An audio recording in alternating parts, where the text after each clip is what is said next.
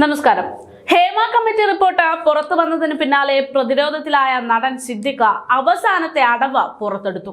അതായത് അദ്ദേഹത്തിനെതിരെ വന്നിരിക്കുന്ന ലൈംഗികാരോപണ പരാതി അത് തികച്ചും ആസൂത്രിതമാണ് എന്നതാണ് അദ്ദേഹം പറയുന്നത്.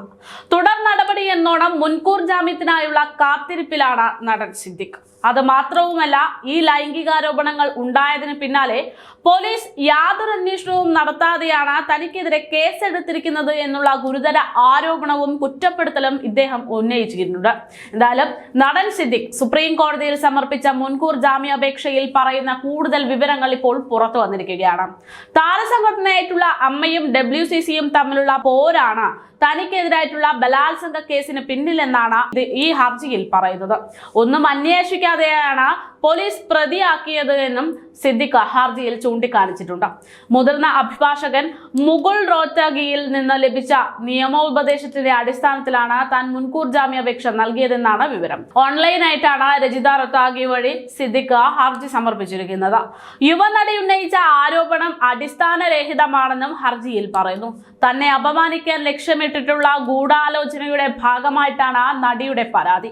5 വർഷം മുമ്പ് നടി സമൂഹ മാധ്യമങ്ങളിൽ ഉന്നയിച്ച ആരോപണമാണ് അവർ വീണ്ടും ഉയർത്തി കാണിച്ചിരിക്കുന്നതെന്നും അന്ന് വരെ ബലാത്സംഗം ചെയ്തെന്ന് അവർ പറഞ്ഞിരുന്നില്ല എന്നും ഇപ്പോൾ മാത്രമാണ് ബലാത്സംഗ പരാതി ഉന്നയിച്ചിരിക്കുന്നതെന്നും ഇത് തന്നെ ഇല്ലാതാക്കാൻ ലക്ഷ്യമിട്ടുകൊണ്ടാണ് എന്നും ഹർജിയിൽ സിദ്ദിഖ് ചൂണ്ടിക്കാണിക്കുന്നു.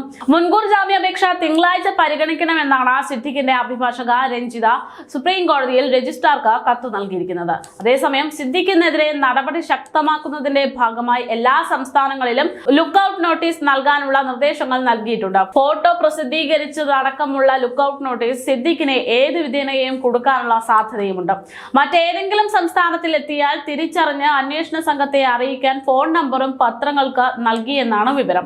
സീനിയർ അഭിഭാഷകൻ മുകുൾ റോത്തഗിയുടെ ജൂനിയർ ആയിട്ടുള്ള രജിത റോത്തഗി സുപ്രീം കോടതിയിൽ ഫയൽ ചെയ്ത സിദ്ദിഖിന്റെ മുൻകൂർ ജാമ്യാപേക്ഷയിൽ മലയാള സിനിമാ മേഖലയിൽ 2 സംഘടനകൾ തമ്മിലുള്ള തർക്കത്തെ സംബന്ധിച്ച് ഇത്തരമൊരു വിഷയമുണ്ടായതെന്നും association of Malayala movie ആർട്ടിസ്റ്റും woman in cinema കളക്റ്റീവും തമ്മിൽ നടക്കുന്ന തർക്കത്തിലാണ് താൻ ഇരയായത് എന്നതടക്കമുള്ള അതിഗുരുതരമായിട്ടുള്ള ആരോപണങ്ങളാണ് ഉന്നയിച്ചിരിക്കുന്നത്. എന്തായാലും നടൻ സിദ്ദിഖിന് കുരുക്കുമുറുകുകയാണ്. അദ്ദേഹം തുടർ നടപടിക്ക് മുൻകൂർ ജാമ്യത്തിനായി പോയിരിക്കുകയാണ്. ഈ ഒരു സാഹചര്യത്തിൽ ഇത് മറ്റ് ആരോപണ വിധേയരായിട്ടുള്ള നടന്മാർക്കും വലിയ ശക്തമായിട്ടുള്ള കുരുക്ക് മുറുകാനുള്ള വഴിയൊരുക്കുമെന്ന തരത്തിലൊക്കെയുള്ള അഭിപ്രായങ്ങൾ പുറത്തു വരുന്നുണ്ട്. എന്തായാലും ഹേമ കമ്മിറ്റി റിപ്പോർട്ട് പുറത്തു വന്നതിന് പിന്നാലെ സിനിമാ മേഖലയ്ക്ക് പിന്നിൽ പ്രവർത്തിക്കുന്ന പുഴുക്കുത്തുകളെ പുറത്തു കൊണ്ടുവരാനുള്ള നടപടികൾ തുടർന്നു എന്ന് വേണം മനസ്സിലാക്കാൻ.